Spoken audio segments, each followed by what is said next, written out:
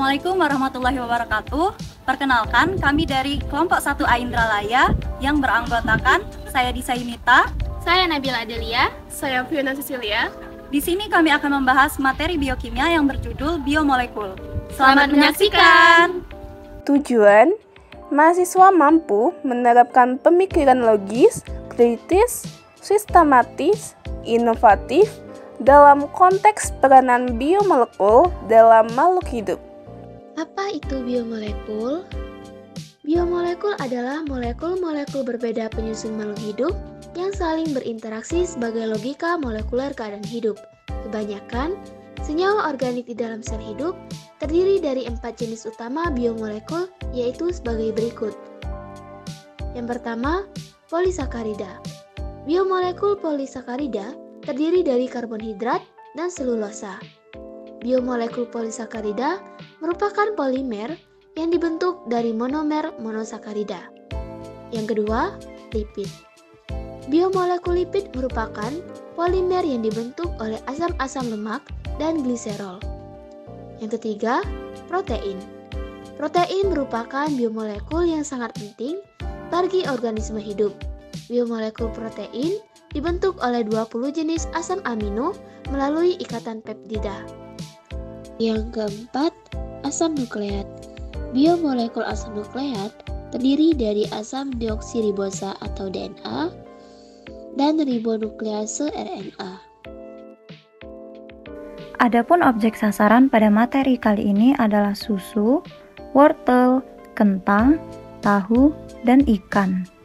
Prosedur proyek. 1. Cari materi tentang biomolekul dari berbagai sumber. 2. Baca dan pahami materi tersebut. 3. Tentukan objek yang akan digunakan. 4. Buatlah video mengenai kandungan biomolekul pada bahan pangan serta peranannya. Dan yang kelima, lalu edit video yang telah dibuat dengan kreatif supaya lebih menarik. Yang pertama, kentang dan wortel. Kentang merupakan tanaman umbi-umbian yang kaya akan karbohidrat. Kandungan karbohidrat yang terdapat di dalam kentang yaitu 85,6 gram. Lebih tinggi dari sumber karbohidrat lainnya seperti jagung dan tepung terigu. Hal ini membuat kentang merupakan salah satu alternatif penting untuk keragaman bahan pangan non-beras. Selain kentang, wortel juga adalah salah satu sayuran yang mengandung karbohidrat. Kandungan paling banyak pada wortel adalah air dan karbohidrat. Selama dicerna tubuh, karbohidrat dipecah menjadi glukosa. Adapun fungsi karbohidrat adalah sebagai sumber energi dan pembentuk membran sel. Yang kedua, tahu. Tahu merupakan bahan pangan nabati yang umumnya digunakan sebagai makanan pendamping. Tahu mengandung protein yang lengkap yaitu 9 asam amino esensial yang dibutuhkan dari makanan. Maka dari itu, tahu bisa digunakan sebagai pengganti daging untuk memenuhi kebutuhan protein tubuh. Biomolekul protein berfungsi membentuk membran sel sebagai biokatalisator, nutrien, protein transport, protein kontraktil, protein struktural, dan protein pengatur. Yang ketiga, kandungan lipid dalam susu. Lipid adalah istilah yang merujuk pada lemak dan senyawa terkait dalam makanan. Dalam susu, lipid utamanya terdiri dari lemak jenuh, lemak tak jenuh tunggal, dan lemak tak jenuh ganda. Lipid dalam susu memberikan energi, membantu penyerapan vitamin larut lemak, dan mendukung fungsi seluler. Lipid juga dapat mempengaruhi tekstur dan rasa susu.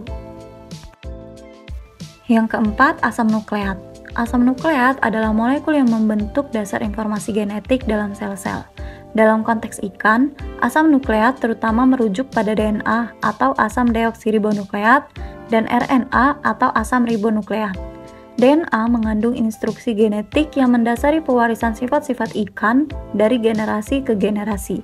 RNA berperan dalam sintesis protein dan sebagai fungsi seluler lainnya. Asam nukleat dalam ikan memiliki urutan nukleotida yang unik, yang mengandung informasi untuk mengatur berbagai proses biologi dalam tubuh ikan.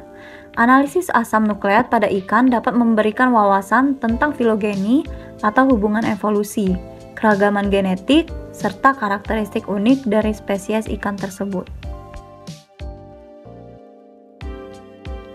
Biomolekul adalah molekul-molekul organik yang ditemukan dalam makhluk hidup seperti manusia, hewan, tumbuhan, dan mikroorganisme.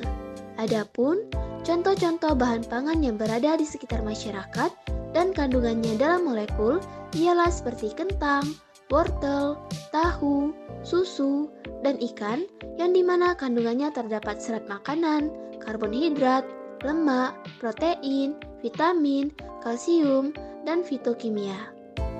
Sekian video dari kami. Semoga bermanfaat. Terima kasih sudah menonton. Kami akhiri. Wassalamualaikum warahmatullahi wabarakatuh.